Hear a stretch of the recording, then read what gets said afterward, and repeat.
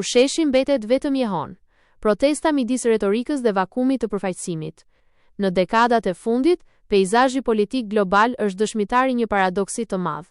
Sheshe të mbushura plot, slogane që pushtojnë rrjetet sociale, por në fund, një status quo që mbetet e paprekur ose rëndohet edhe më shumë. Pyetja shtrohet natyrshëm.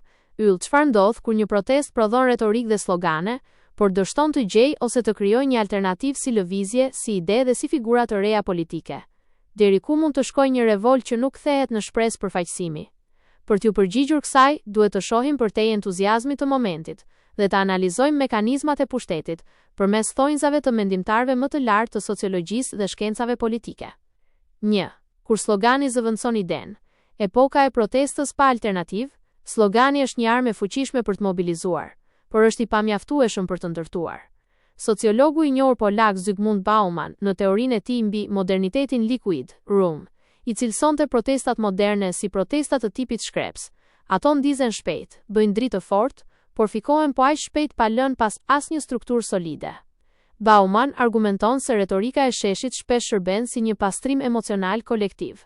Njerëzit bashkohen rreth asaj që urrejnë, negacionit, por jo rreth asaj që duan, afirmimit. Kur një protest mbetet vetëm te retorika, ajo kthehet në atë që Ivan Krasteve quan politik pa përmbajtje. Në librin e tij, Democracy Disrupted, Krastev vëren se protestat e shekullit 21 shpesh nuk duan të marrin pushtetin, ato thjesht duan të shprehin mospajtimin.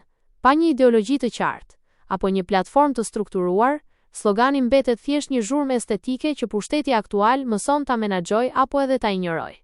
2. Refuzimi i leadershipit dhe kurthi i horizontalitetit. Një nga gabimet më të shpeshta të lëvizjeve qytetare është fobia ndaj hierarkisë dhe liderëve politik. Në emër të horizontalitetit dhe pastërtisë ideologjike, protestat shpesh refuzojnë të nxjerrin figura udhëheqëse. Filozofi francez Alain Badiou, duke analizuar lëvizjet e mëdha si Pranvera Arabe apo Occupy Wall Street, thekson se pa një emër, një lider apo organizat që të kapitalizojë revoltën, ngjarja politike vdes. Badiou shpjegon se një protest pa organizim nuk prodhon dot një të vërtetë të re politike. Ajo mbetet një rebelim eferveshent. Mungesa e personave politik të aftë për të hyrë në arenën institucionale krijon atë që shkencëtarët politik e quajnë vakum të pushtetit.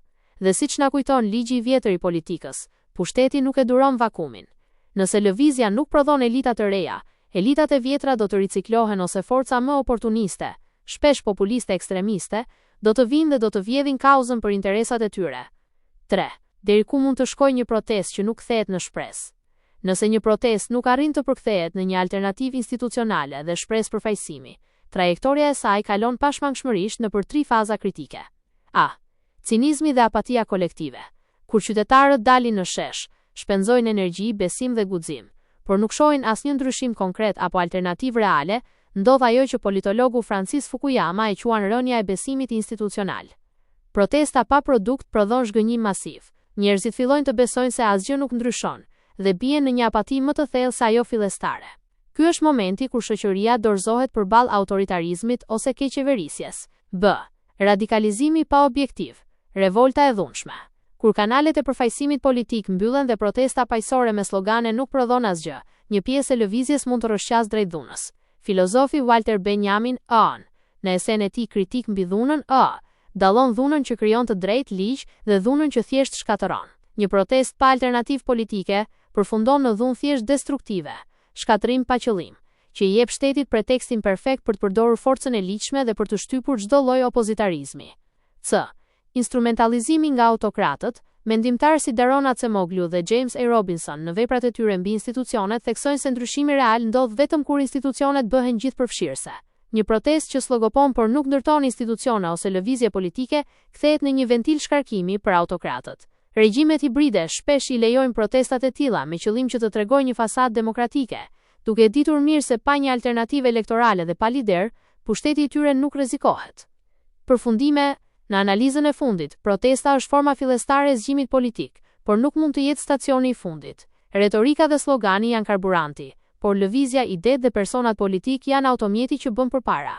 Siç do të argumentonte sociologu i madh Max Weber politika kërkon si pasionin që gjendet në shesh, ashtu edhe përgjegjësinë dhe maturinë, shndërrimin e revoltës në strukturë dhe institucion.